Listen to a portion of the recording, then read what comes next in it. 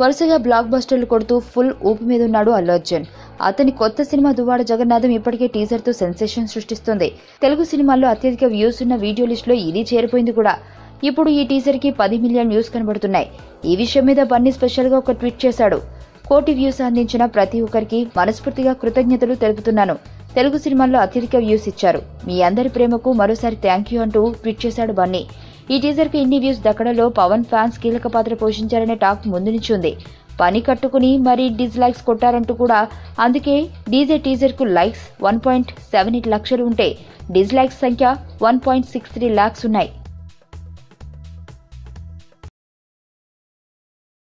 సుబ్బు, నీకు తెలుసా, నాకు ఎర్లీ మార్నింగ్ ఒక కల వచ్చింది. నువ్వు నన్ను జ్యువెలరీ షాప్కి తీసుకెళ్ళి వడ్డానం కొనిచ్చావంట. ఏ టైంకి? గుర్తులేదు సుబ్బు, 5 అనుకుంటా.